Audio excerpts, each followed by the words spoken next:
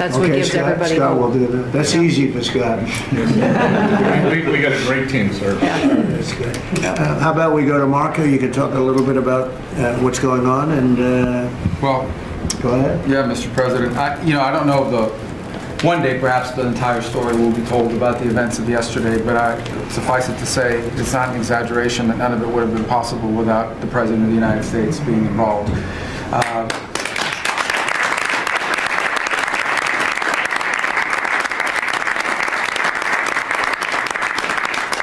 It really began with your trip to the Middle East, where these relationships were forged with partners in the region, personal relationships, close relationships that created the foundation where all of this was possible. Where I think this really took a turn. Remember, a month ago, no one thought this was possible. Where it really took a turn about a month ago, less than a couple weeks ago, is when we were at the United Nations, and you convened a historic meeting, not simply of Arab countries, but of Muslim majority countries from around the world, including Indonesia was there, Pakistan was there, and created this coalition behind this plan. Then on that following Monday, you met with the Prime Minister of Israel here, and that plan was presented. And then, of course, our great negotiating team followed up on it.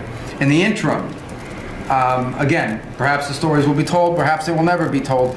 The President had some extraordinary phone calls and meetings that required a high degree of intensity and commitment, and made this happen.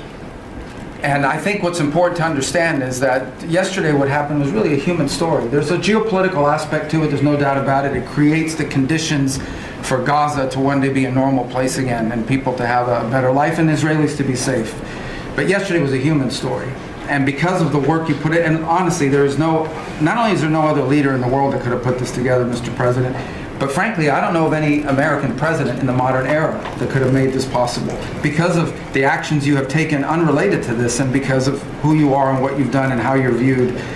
And this weekend, because of that, at some point very soon, we are going to see 20 living human beings emerge from the darkness into the light for the first time in 2 years.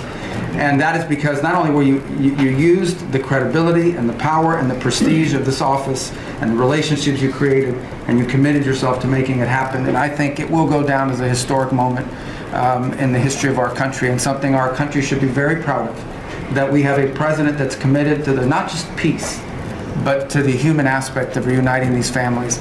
My last point on this is just a couple days ago, Secretary Lutnick hosted us all, many of us, at the Kennedy Center. And we had these families, we've interacted with them for so many years, for 2 years now.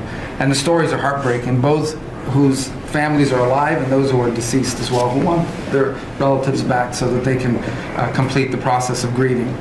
And we had all hoped that perhaps that was the day that we would have an announcement for them on the anniversary of the 7th. But I know you were able to speak to some of those families last night. And I just hope the whole nation understands how incredibly proud they should be of their president and of their country for the role that they've played. And I don't want to let this moment pass, Mr. President, without also noting the incredible work of Steve Witkoff and Jared Kushner. They're an incredible team working together, facing some substantial impediments to even being there this weekend and doing it. Let me just leave it at that. And they've done a great job on your behalf, Mr. President. They deserve a tremendous amount of credit. But thank you for what you've done for the world. Thank you very much, Mark. I appreciate it. I think because we have a very busy day with all that's going on, what we'll do is maybe just a few of you raise your hand if you'd like to say something. Don't talk too long, Doug. He's doing such a great job. So good that he could talk all day. That's the problem, right? But go ahead. And what we'll do is just take a few hands, and then we'll go back to getting peace done. Okay? We'll go a little bit quicker. We'll take. In a remarkable development, Senator Marco Rubio praised the president for personally leading a historic breakthrough in the Middle East that secured the release of 20 hostages held in Gaza for 2 years.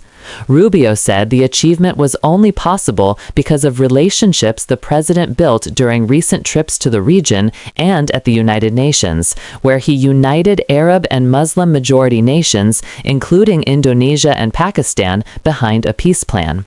He emphasized that this was not just a geopolitical success, but a deeply human story about families being reunited and lives restored. Rubio also credited senior advisors Jared Kushner and Steve Woodko for their behind-the-scenes diplomacy.